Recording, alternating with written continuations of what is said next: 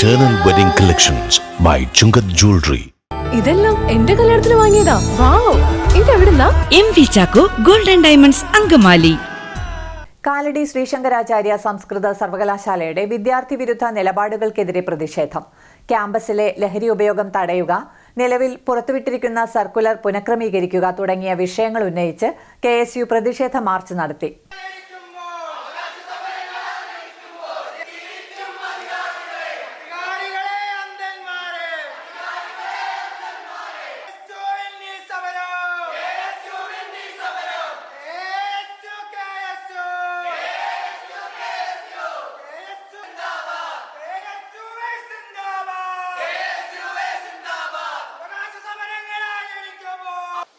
പ്രധാനപ്പെട്ട ആവശ്യങ്ങൾ എന്തെന്ന് വെച്ചാൽ, ഒരു 2 ആഴ്ച കാലം മുന്നേ CPM-ന്റെ എറണാകുളം ജില്ലാ സെക്രട്ടേറിയറ്റ് അംഗം കൂടിയായിരുന്ന ഡോക്ടർ KS അരുൺകുമാർ അടങ്ങുന്ന സിൻഡിക്കേറ്റ് ഇവിടെ കിരാത നടപടികൾ, വിദ്യാർത്ഥികൾക്കെതിരെയുള്ള കിരാത നടപടി എന്നോണം ഒരു സർക്കുലർ ഇറക്കുകയുണ്ടായി. തികച്ചും ഈ യൂണിവേഴ്സിറ്റിയുടെ വിദ്യാർത്ഥി നിലപാടുകൾക്കെതിരെ ഇടതുപക്ഷ സിൻഡിക്കേറ്റ് ഇറക്കിയ ആ സർക്കുലർ പിൻവലിപ്പിക്കാൻ എന്നാവശ്യപ്പെട്ടുകൊണ്ടും അതുപോലെ തന്നെ സർവകലാശാലയിലെ അടിസ്ഥാനപരമായുള്ള സൗകര്യങ്ങൾ ഇവിടെ നടപ്പിലാക്കണമെന്ന് ആവശ്യപ്പെട്ടുകൊണ്ടുമാണ് ഇന്ന് KSUയുടെ പ്രതിഷേധ മാർച്ച് സംഘടിപ്പിച്ചിട്ടുള്ളത്. നമുക്കറിയാം, നമ്മുടെ ഈ ഹോസ്റ്റൽ അന്തേവാസികൾ കൃത്യമായിട്ട് പറഞ്ഞാൽ തന്നെ ഏകദേശം 2 ആഴ്ചത്തോളം ഈ 2 ആഴ്ചത്തോളം ഇടയിൽ തന്നെ 20ഓളം വിദ്യാർത്ഥികൾ ഹോസ്പിറ്റലിൽ പോവുകയും അവരുടെ വോമിറ്റിംഗ് ടെൻഡൻസിയും അതുപോലെ തന്നെ ഇന്നലെ ചോര ഛർദ്ദിക്കുന്ന വരെ സിറ്റുവേഷൻ വരെ ഈ ക്യാമ്പസിലെ ഹോസ്റ്റൽ അന്തേവാസികൾക്ക് ഉണ്ടായിട്ടുണ്ട്. നിങ്ങൾക്ക് എല്ലാവർക്കും അറിയാം, ഈ പറയുന്ന പരാതി 1.5 ആഴ്ചക്കാലം മുന്നേ ഇവിടുത്തെ രജിസ്ട്രാർക്കും VC-ക്കും കംപ്ലൈൻറ്റ് കൊടുത്തിരുന്നപ്പോൾ പോലെ തന്നെ അവർ ചെയ്തിരുന്നത് ഈ വെള്ളം തിളപ്പിച്ചാറ്റി കുടിച്ചാൽ പോരെ എന്നുള്ളൊരു മറുപടിയാണ് അവിടെ നിന്ന് ഉണ്ടായിട്ടുള്ളത്. അപ്പോൾ പ്രോപ്പർ ഫിൽട്രേഷൻ എന്നുള്ളൊരു ദൗത്യം ഇവിടെ അവർ ഏറ്റെടുക്കാൻ തയ്യാറല്ല. അത് മാത്രമല്ല, 4 പേരടങ്ങുന്ന യൂണിവേഴ്സിറ്റി ഹോസ്റ്റൽ റൂമുകളിൽ ഇപ്പോൾ വാഗൺ ട്രാജഡിക്ക് സമാനമായി തിങ്ങി നിരക്കിക്കൊണ്ട് 7ഉം 8ഉം വിദ്യാർത്ഥികളെയാണ് ഇവിടെ അക്കോമഡേറ്റ് ചെയ്തിരിക്കുന്നത്. ഇതിനെല്ലാം അഡ്രസ്സ് ചെയ്യാനോ ഇതിന് ശാശ്വതമായിട്ട് പരിഹാരം കാണാനോ ഇവിടെയുള്ള ഇതര വിദ്യാർത്ഥി സംഘടനകൾ ഇതുവരെ തയ്യാറായിട്ടുമില്ല. യൂണിവേഴ്സിറ്റിയുടെ വിദ്യാർത്ഥി വിരുദ്ധ നിലപാടുകൾക്കെതിരെ KSU പ്രതിഷേധ മാർച്ച് സംഘടിപ്പിച്ചു. റീഡിംഗ് റൂമിന്റെ സമയക്രമീകരണം, ബോയ്സ് ഹോസ്റ്റലിലെ അടിസ്ഥാന സൗകര്യം വർദ്ധിപ്പിക്കുക, ഹോസ്റ്റലിലെയും ക്യാമ്പസിലെയും കുടിവെള്ളം ശുചീകരിക്കുക, FIUGP വിദ്യാർത്ഥികളുടെ ക്ലാസ് മുറികളുടെ ലഭ്യത ഉറപ്പുവരുത്തുക, സിൻഡിക്കേറ്റിൽ വിദ്യാർത്ഥി സാന്നിധ്യം ഉറപ്പുവരുത്തുക, നിലവിൽ പുറത്തുവിട്ടിരിക്കുന്ന സർക്കുലർ പുനഃക്രമീകരിക്കുക തുടങ്ങിയ വിഷയങ്ങൾ ഉന്നയിച്ചാണ് KSU പ്രതിഷേധ മാർച്ച് നടത്തിയത്.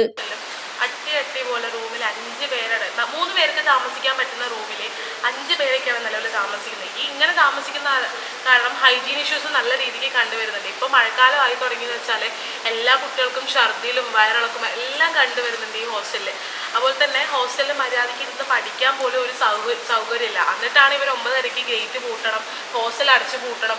പുതിയ സർക്കുലറിൽ അങ്ങനെയൊക്കെയാണ് പറഞ്ഞിരിക്കുന്നത്. കാരണം 9:30 ഹോസ്റ്റൽ അടച്ചു കഴിഞ്ഞാൽ ഈ ഹോസ്റ്റലിൽ നിന്ന് അപ്പുറത്തെ ഹോസ്റ്റലിലോട്ടൊന്ന് പോകാനോ അല്ലെങ്കിൽ പുറത്തിറങ്ങാനോ പോലും പറ്റില്ല. ടോയ്ലറ്റ് പോലും യൂസ് ചെയ്യാൻ പറ്റാത്ത അവസ്ഥയിലാണ് ഇന്നത്തെ ഈ പുതിയ സർക്കുലർ എത്തിച്ചേർന്നിരിക്കുന്നത്. അതുപോലെ തന്നെ നമ്മുടെ ലൈബ്രറിയിൽ ഇരുന്നിട്ടാണ് എല്ലാവരും പഠിച്ചുകൊണ്ടിരിക്കുന്നത്. ലൈബ്രറിയിൽ ഒരു 24/7 റീഡിംഗ് റൂം ഉണ്ട്.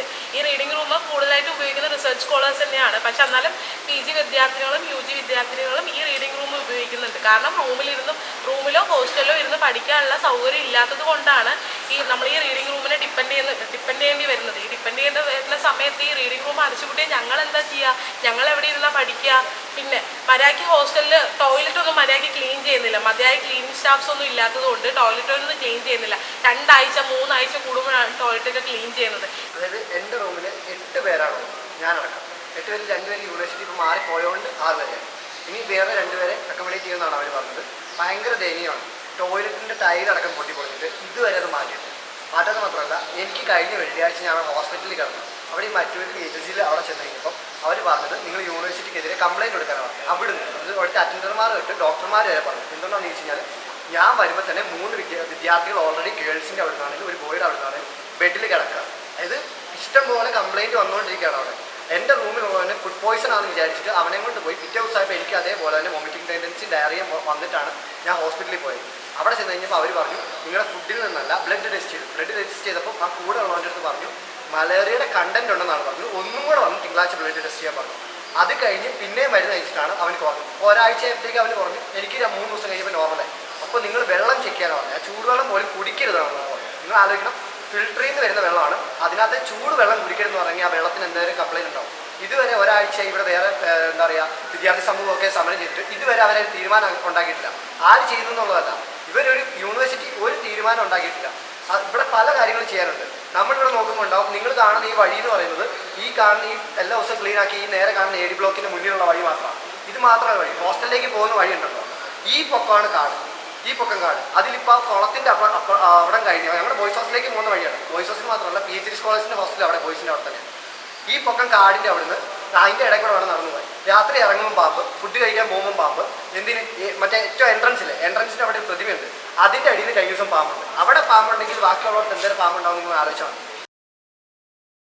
അങ്കമാലിയുടെ ഹൃദയഭാഗത്ത് 100-ൽ പരം പ്രമുഖ ബ്രാൻഡുകളുടെ ഏറ്റവും വലിയ family innerwear showroom Siva inner world, CVR trade centre, behind Chungath jewellery, Angamaly.